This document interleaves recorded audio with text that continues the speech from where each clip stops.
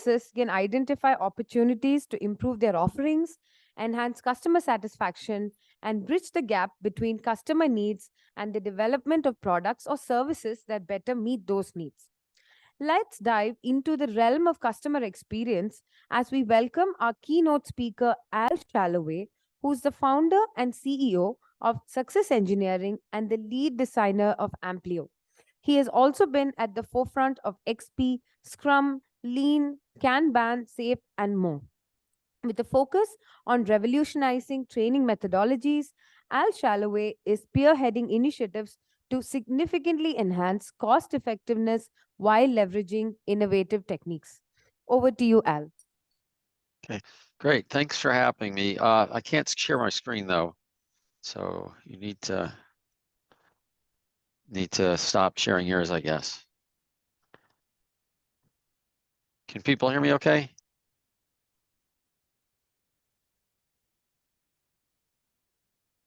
There we go. Okay, so yeah, I'm going to talk about customer journey mapping. This is a new technique I've come up with and am working on in some of my workshops. So you've probably never heard of it before till this. I've been pretty well introduced. I'll mention a couple of things. I did build inside the PMI. I was, I was purchased my IP from the PMI and I was there from, I guess, 2019 to 2021, mostly for the Flex system I had created and used that to create the Discipline Agile Value Stream Consultant Workshop. And since I then went on my own a couple of years ago, I just continued with the Amplio system. And to be clear what this is, and everything I talk about is based on this, actually, is that I'm not trying to create a new system in the normal sense of things, but rather I'm trying to work in coming from what I call first principles and what really works, flow, lean, theory of constraints. So it's not a framework, it's really more of a thinking process. And therefore it can be used with anything. It's not you have to use it or anything of that nature at all. And that makes it very powerful. So when I came up with this, here, I don't know if that's on your screen, but let's get it off. When I came up with this talk, my intention originally was to actually just go into what I call the customer journey mapping, which is it's not a takeoff of just Jeff Patton's story mapping, but it'll look a little bit like that. So what we're going to do though, is I wanted to take a bigger view, a bigger picture of things. I wanted to kind of look at what we need to do as an industry trying to help improve organizations. And so I want to start a little bit with a challenge I've seen a lot, add some key concepts. Some of what I'm going to talk about today, there are certain concepts that I think are critical, but that aren't very popular, not well known yet. I guess I've been doing this now for 24 years in terms of some sort of consulting at organizations. I find to have been critical since 2006, as I've been building these systems. I've literally interviewed thousands of people, looked at lots and lots of implementations, and a couple of the concepts I'm going to mention, although they don't seem to be widespread, are very critical. So I need those to make the talk, so I will talk about that. But what I think we really need to do is start taking an integrated view of the business and development, or if you're not building things in the business and whatever project you have. So if I talk about development or products, projects fit just right into that. I don't know this craziness that people are talking about. You don't have projects anymore. Just look around you. Many things are projects and many things should be projects.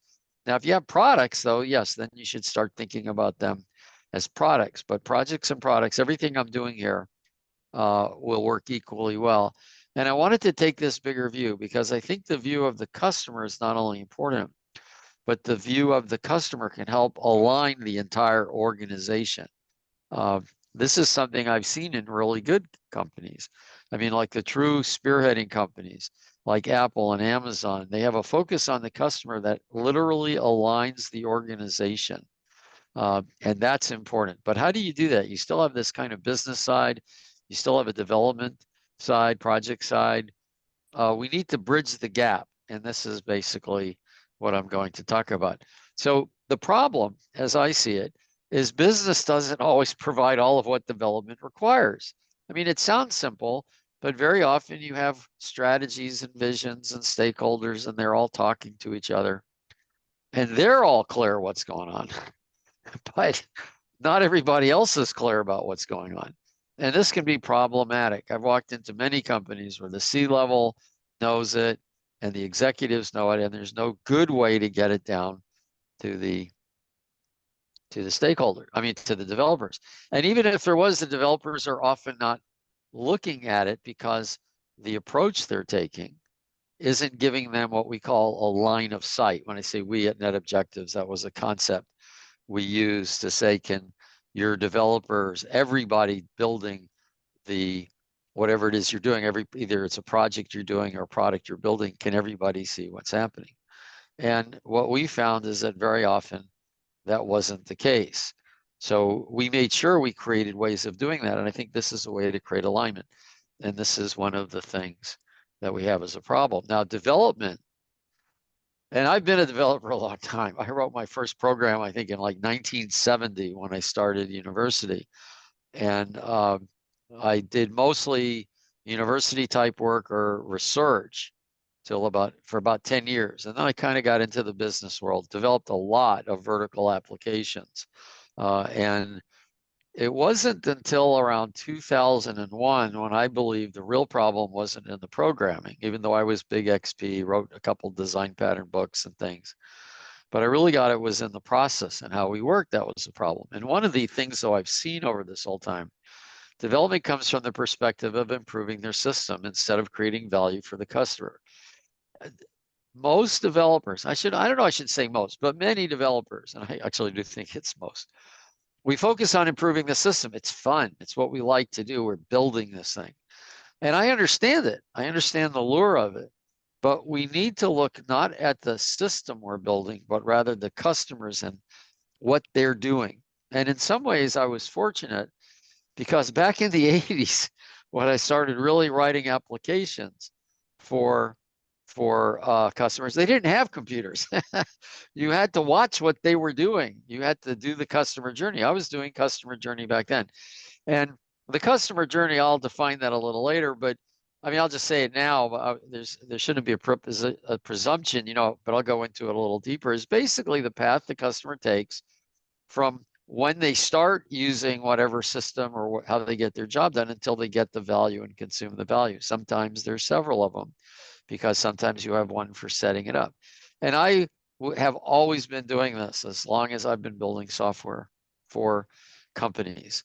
And like I say, it's kind of funny, back in the day, you couldn't see the system they were using because they didn't have a system. Many of my customers, I was the first software that they ever used, which was another challenge because you had to really make easy to use software.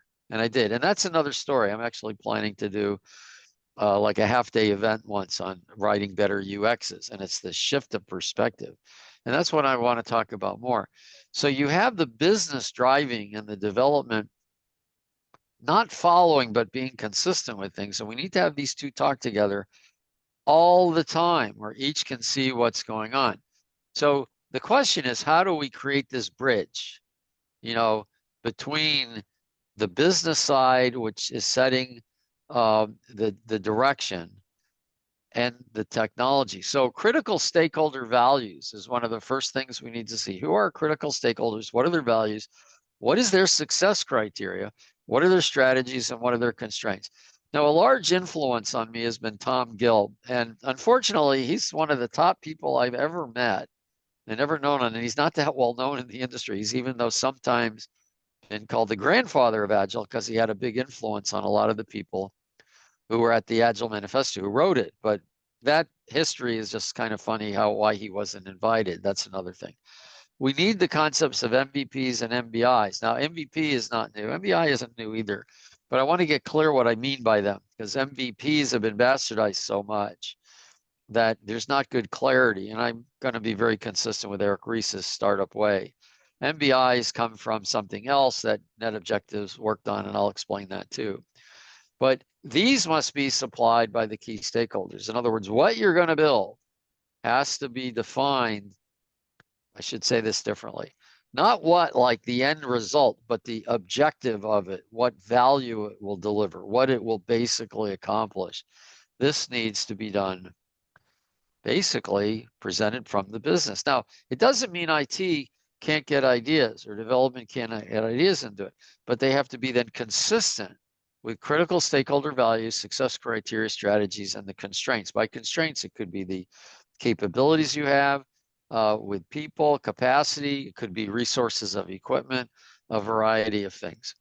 So I do need these concepts, and I just want to make sure we know what we mean by them. So the term MVP has been used in at least 3 or 4 different ways. It started actually with Frank Robinson in 2001. His meaning was the smallest releasable piece of function. And then Eric Ries redefined it, and I'm going to use this definition of it.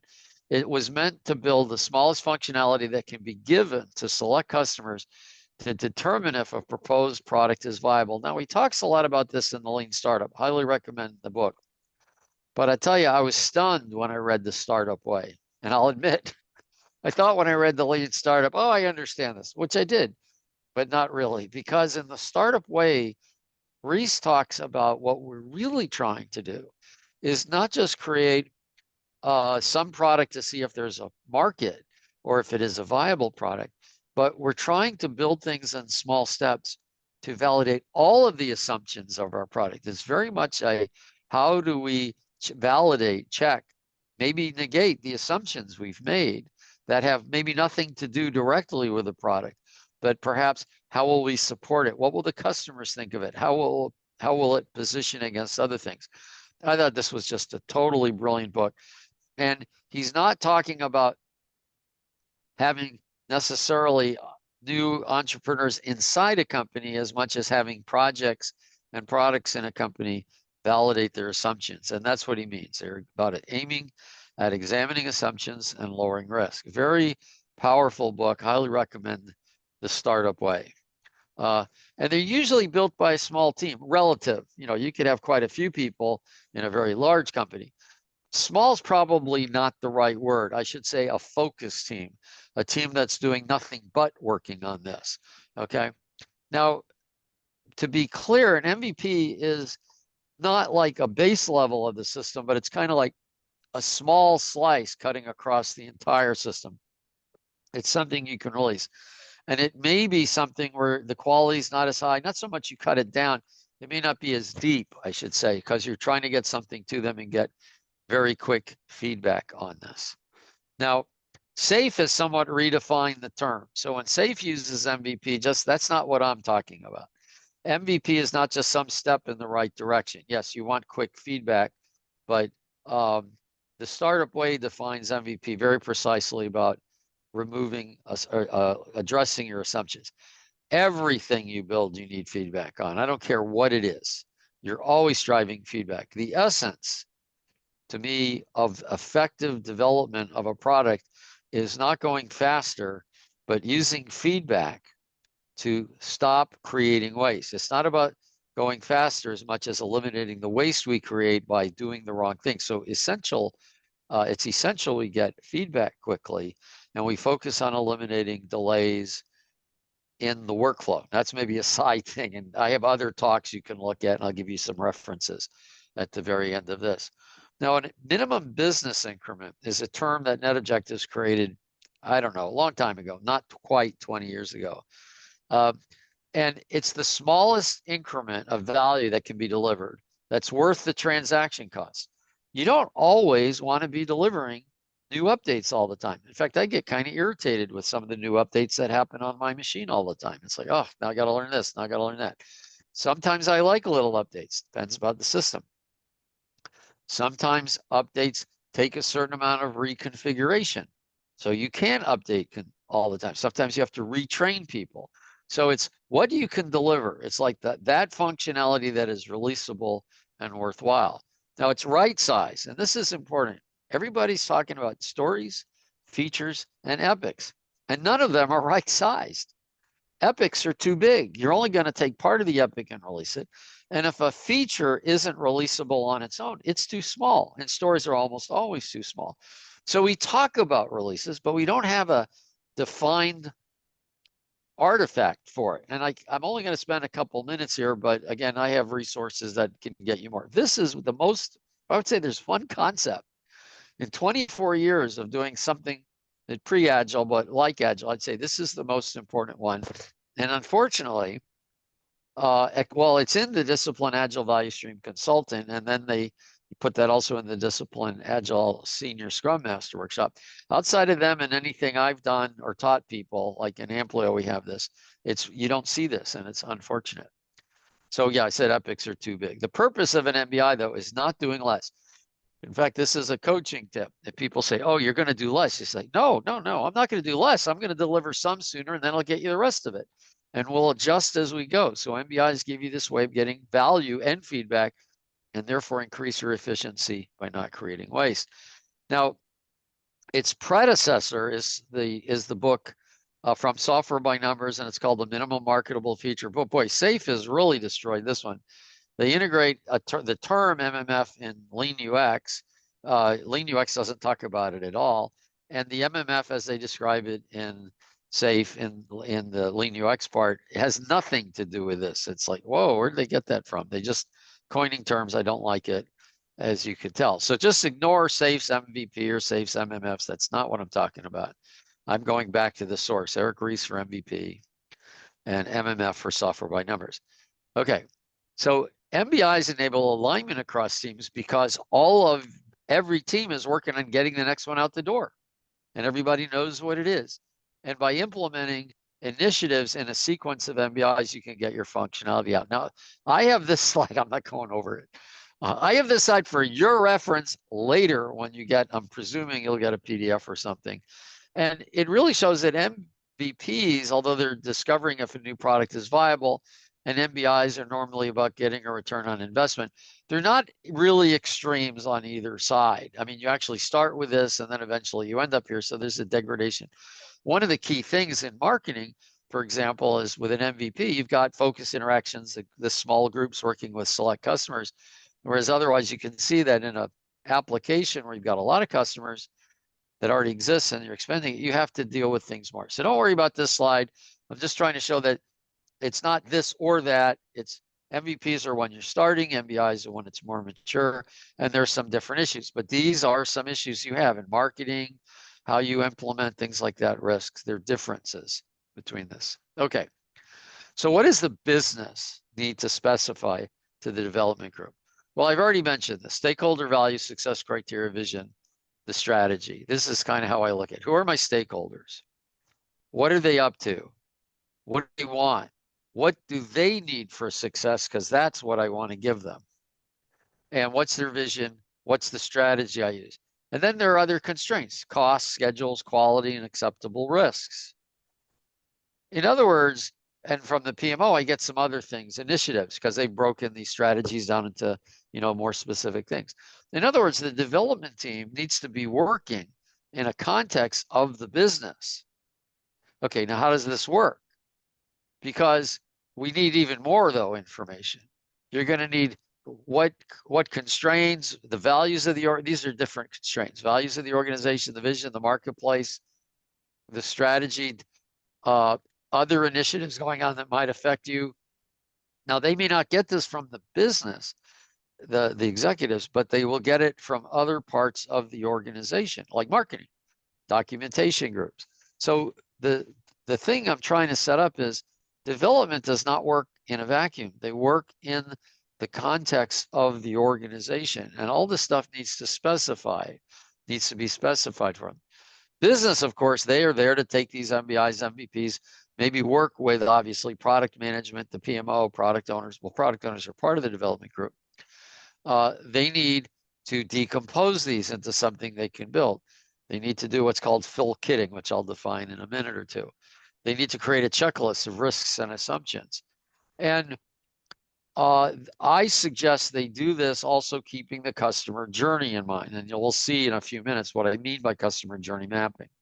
I wish I could have just jumped into it, but actually the interesting thing here is all of this can actually bridge the business and development, all the while focusing on the customer. And that's what I'm trying to get a point, but it'll come together in another few minutes. This is just pieces of it. So again, the customer journey is the path the user takes from start to finish. And they often have several. Imagine if you're like setting up an account in a financial application, you set it up rather, that's one journey. You get on, you do all sorts of things. Oh, good, I got my account set up. I buy equities, or I sell equities, or I transfer. So we can have several different journeys, and typically do. Now, the customer journey is identified by product owners and developers working together. I'm not saying devs figured this out. I'm not saying product owners figured this out. But I want to give an example to make this a little clearer. So we're trying to provide value to the customer by improving their experience. And here's an example. The customer's it's sometimes called the customer's operational value stream, but customer journey is they take steps. They start outside the system, they go in and out of the system. And this is maybe a silly example, but this refrigerator, it comes to mind because I have a refrigerator like this in my garage. And it's one of these where it's got two doors on this side. So you can close this door. The interesting thing is you can keep this door closed and open this outer door so you can get drinks without losing all the cold air. Now, what's interesting is when you have a refrigerator like this, it doesn't just affect how you use the refrigerator. I mean, the actual use, you have these drinks now easily available. Refrigerators like this enable you to have all these drinks just easily available. Most of the time, you just have drinks available in the door. And of course, you got to have all sorts of other stuff, sauces, salad dressing, whatever. And there's not much room for the drinks. So I find the way I actually buy my drinks, and I mean, I can buy them in bulk and throw them in the refrigerator and get at them easier. So that's the point. We can actually change the way you work outside of the system by having a good system. And that's a very interesting observation and very important. So here is a quick drawing of what I do with the customer mapping. I'll quickly describe what it is, but the idea is that so I am not actually going to show you the actual mapping mechanism. That would take more than 30 minutes, and I want to leave 10 minutes for Q&A. But there is a board. Like I use Miro right now. I think I'm going to go to FigJam. It really doesn't matter. But these collaborative work boards. And what I have, it's way more complicated than this. I just kind of toned it down. Takes about 3 hours to actually explain how to use the whole thing. But the idea is this: we drive from MVPs and MBIs. We define the customer journey where we say this part is within our system and this part is outside of the system.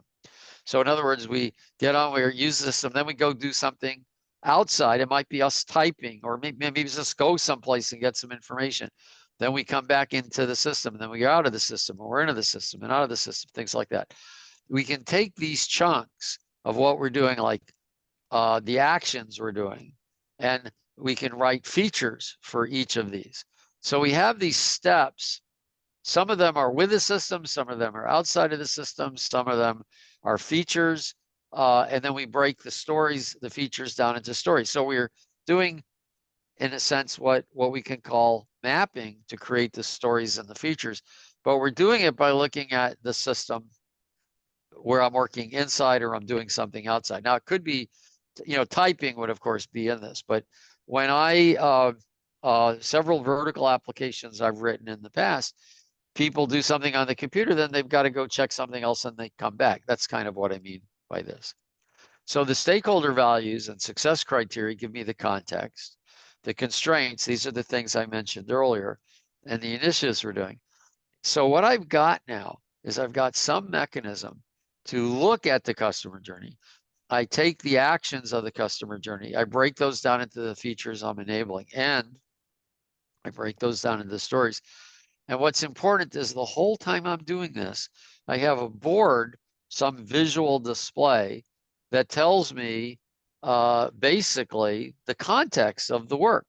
One of the problems I see people kind of talk about in Scrum sometimes is that they say we turn into feature factories, and that happens because we don't have this context. So we have to be careful. We might work with, we work with other groups to fill out what's needed. So, by the way, if this isn't the software thing, here I'm talking features and stories, I could do this as a project where I'm thinking of objectives and tasks. That works fine too. So here's that insight I mentioned. Line of sight, we want to avoid being feature factories. Everyone must understand the why of what's happening, because if they don't, they can't collaborate so well. This gives us alignment. Alignment's a lot better than collaboration, by the way, because people will naturally work on it. It's building also just what's needed, because we're focused on the minimum business increment, the minimum release we can get out to get value, doing it faster so we can get feedback quicker. And we can offer options to the business that fit the strategy, and then they can decide if that makes sense or not. Development helps adjust the strategy too. Even though we're kind of being consistent with a strategy, we can give input to adjust and go with it. So why attend to the customer journey? Why be not just focused on the customer, but focused on how they do their work? And the interesting thing, and I've analyzed this, and I think in the Innovator's Dilemma, he talks about this. Most real innovation comes from not making the system better, but from making the customer journey easier. And a lot of that is outside of the system. And yet we don't think about it this way. Most of the time, most developers think about the system. How to improve the system? We need to be thinking about the whole customer journey. Let's consider VisiCalc, iPod, and Venmo. Now, VisiCalc's probably way before a lot of your time. I've been around, like I say, for a long time. But when the Apple II first came out, why it was so inventive was this little program called VisiCalc. It's kind of like the predecessor of Excel. Nothing like this existed before. Nothing existed where just a non-programmer could come in and type some spreadsheets. This was really important because before this, you had mainframes. I mean, I don't know, this was like 1980, 1981. You had mainframes controlling things. Yeah, you had some mini computers and things of that nature, but the personal computer was just coming out. And all of a sudden, people could write their own little programs and reports. And it made things a lot easier because their customer journey used to be, oh, I make a request to IT, I wait 2 weeks, I get it back. And now it was like, oh, wow, I just type in what I want, I get it immediately. iPod is really interesting because you had all the pieces there. You had buying the music, storing the music, playing the music, but they were in separate places. So you had all these different customer journeys, and the iPod made it so, oh, I got it one place, I do it all. Really brilliant. But the technology, the system of the iPod wasn't unique at all. It was bringing the customer journey together. Things like Venmo, where I can just pay and get paid, is another example. We need to also shift the user experience focus when we're building it from the system to the user. Back in the 80s, I sorted data where 9 would come before 10. Oh my God, what an interesting idea. 9 comes before 10. But in computers back then, 10 would come before 9. Why? Because the 9 is after a 1. They would compare digit by digit, not the way people think. In fact, you still see this. Drives me crazy. And it's not, and I was on 640K DOS machines. It's doable. It doesn't take much from an implementation point of view, but it takes a shift in perspective. So everything we do has to be focused on the customer journey. And this is why this is so important. Yes, it's be cool to learn how to do this, and I'll show you a way where you can learn a little bit more about this. But the idea is when we're building or doing projects, building software, doing projects, we need to attend to the customer, how they are doing their job, and we break the features and stories down based on that. That's the main idea. Okay, now I mentioned full kitting, and it's basically, it's a checklist, contains all the elements that are necessary to complete a task. This comes from Goldratt. Rules of Flow is a nice summary of his work. You don't start working until you verify you've got all the boxes. In other words, can I actually build this? It's a definition of ready. I do not know why people hate definition of ready. Definition of ready simply means I'm ready to start. You don't use it to hold things up. It's like, when am I ready to start? So I don't start things too soon, because if I start them too soon, they get finished later. So it must be fully kitted. And I'm a cat person. So that's the joke. That's Louise, passed away, unfortunately, a few years ago. So I'm not talking fully kittened, but fully kitted. That's a full kit. It's a checklist, contains all the elements that are necessary. And this is important. You should definitely implement this. It's not enough to build functionality to deliver. We have to include all the functionality and support. I've seen things where you can build it, and then when they try to implement it, they don't have the right support system. They don't have the right ops. They don't have the right servers. And this is another problem. This happens when you have a CapEx funding, capital expenditure funding, but nobody's funding the operational expenditure, so you don't have the servers to support it. As silly as that is, it happens. Now, I'm not, again, going through this. This is for your look later, but the idea is part of this is not so much, this isn't full kitting, this is just something you need to do, is you need to look at the risks, assumptions, and full kitting across. Like, what do we have to look at for architecture, technical architecture, ops, and support? And then these are just examples of what would be in a full kit. Do we have what we're going to do with maintenance, things like this? This stuff is important. Everybody's talking about, oh, it's got to be so simple and all that. No, it has to, I think you have to have a full system, and you have a coach or a project manager who knows how to take this full thing and extract from it what's needed to give the team something simple. So you have to create these structures, these templates people use. So it's easy for them to use, but the coach, consultant, project manager, whatever, they've got more skills to kind of create this. I think you're starting to see companies not having confidence in people who can just be scrum masters. You've got to be more than that. So that's kind of implied in this approach. So we have business and development working together. And this I'm just trying to show. We have the building of the, from MBIs, we look at the customer journey, and this is just meant to be more descriptive, and then features and stories. Development does work. What we've got is inside the box, you might say, developers get to choose how they work. Outside the box, business creates the context within which the developers, and doing this creates alignment, which is better and less costly than coordination. Now, this is not top down. This top down, bottom up conversation is misguided. We really want to look around the entire value stream. That's really usually led by mid-management, oddly enough. That's where most of the successes I've seen happen. Leaders supported, mid-management looks to what leaders want, and then they create environments with the developers to figure out how to do things. Okay, so I'm done. I'm going to give this last slide, and we still have 10 minutes. Man, I really timed this well, which is cool since it's the first time I've given it. This is how you can contact me. I have right now a few programs I want to talk to you about, because this one's free. And you can get there just by going to successengineering.org/LJS. That stands for Learning Journeys. When you get these slides, you can take a picture. It's QR code. It'll take you all this stuff. If you're a consultant already who's really good, or a project manager really wants to get better, this consultant educators program is my top line thing. I work with people I teach them a lot, but we actually work together to extend the art. It's a really cool community. And then we have programs for helping organizations and the community practice. This is what I suggest you should at least join this. It's free, and it's a self-paced guided learning. Okay, so questions. I'm going to pull up the chat, or I guess people are putting things in the Q&A. So I'm looking there. We got a few minutes if you have questions. Thank you, Al. Thanks for an insightful journey into customer-centric agility. So your expertise on customer journey mapping has left us with a valuable takeaways, empowering us to bridge the gap from need to development. So we are truly grateful for your enlightening session. So I would leave the forum for the questions. So anybody in person would like to ask any question? And online participants can use the Q&A section to post your questions, guys.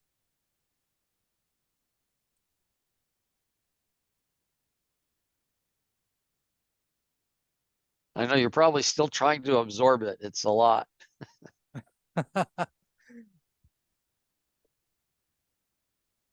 All right. So any questions from online participants? Probably y'all can email us, and even in person, if y'all wish to ask anything, y'all can email us and we will get. Okay, I see one person raising the hand. I request Madhu to go ahead.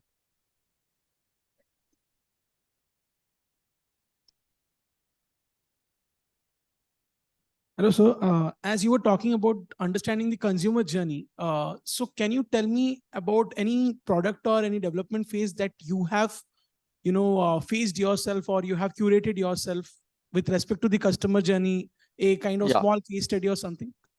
Thank you. Yeah. So, yeah, that's a great question. So here's an example. This was back in the mid 80s.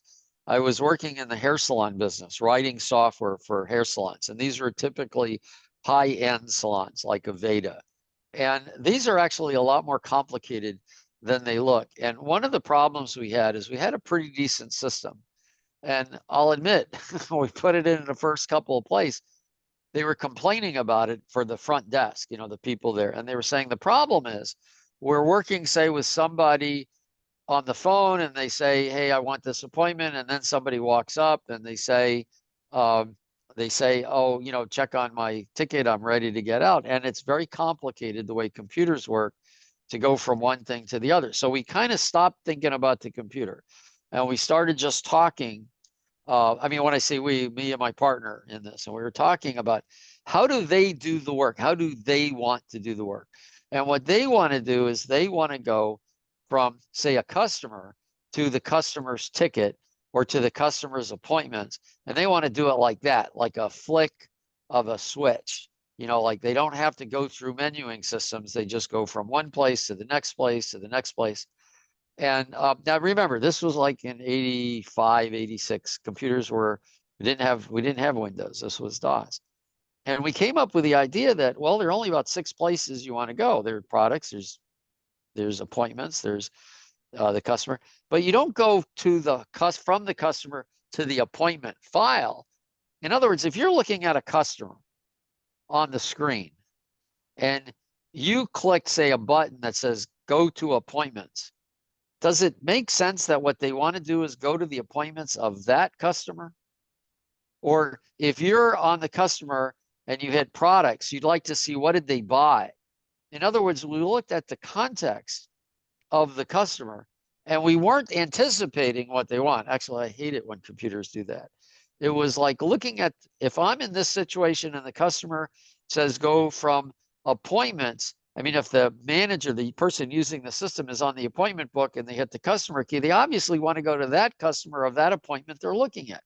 They don't want to go have to look up the customer. So we designed the whole system. I forget what we called these. They're just function keys, but we gave it a cool name. And later when I put touchscreens on, because I was in that technology too. So when we decided how to interact with people, it was like we interacted with them knowing their job. We knew their job as well or better than they knew their job.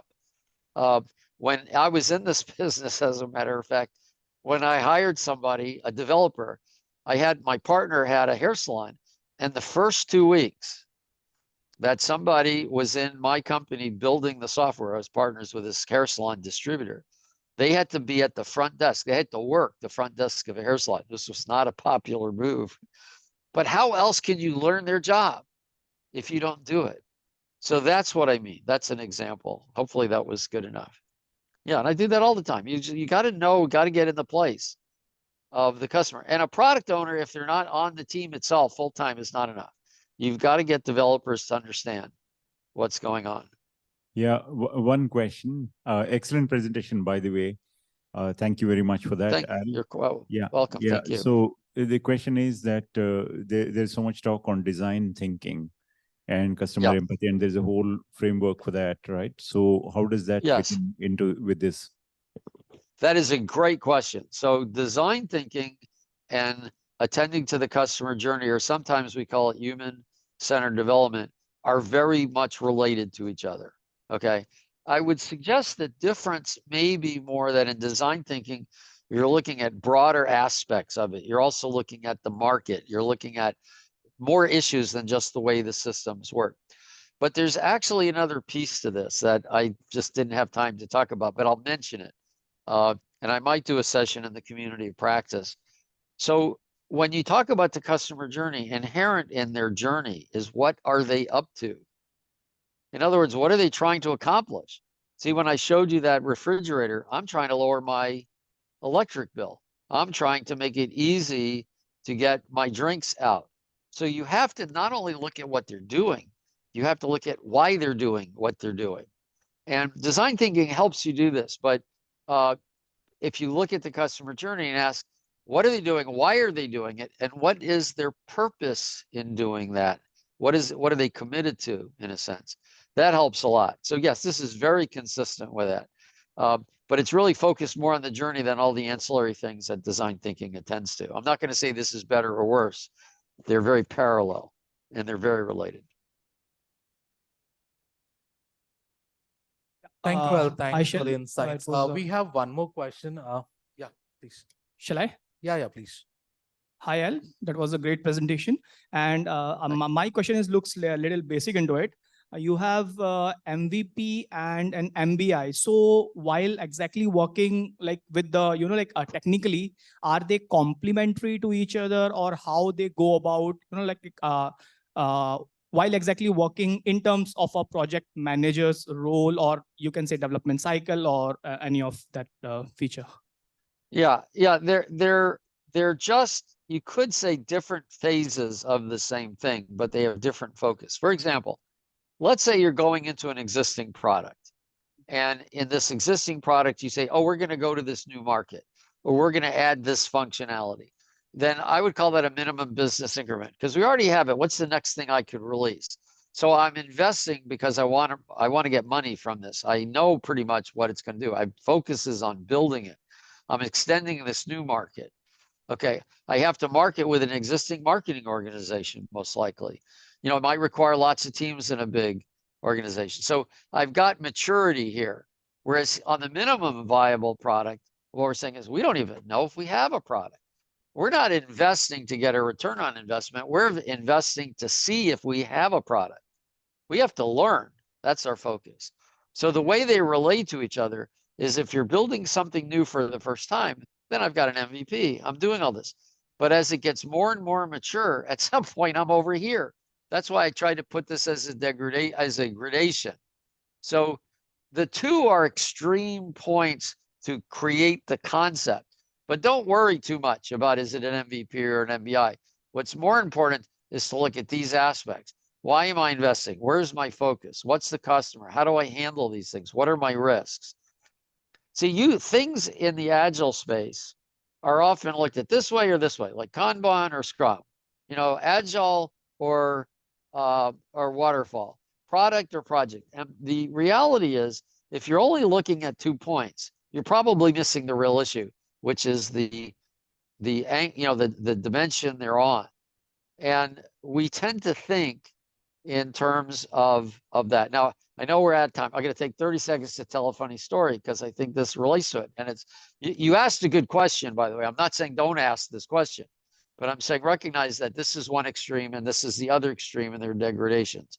So Don Reinertson, who is the other number 2, my 2 favorite people in terms of like experience, and they're both great people, as well as Don Reinertson and Tom Gilb.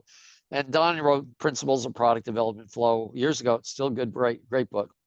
And he and I at this conference in like 2010, and it's Kanban's come out, Scrum's come out. People are arguing back and forth, this or that, or this or that, or this or that.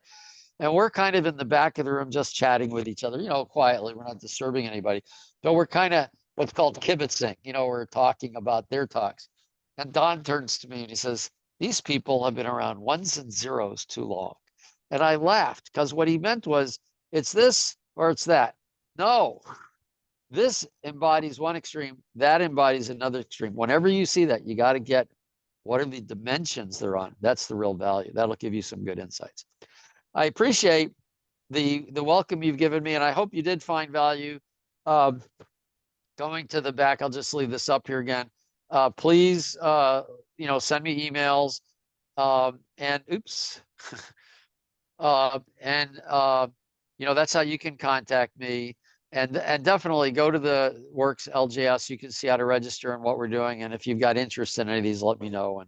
And it's late for me tonight. I'm in the United States, in California, in Washington, D.C. Washington. I'm tired. I don't even know where I am.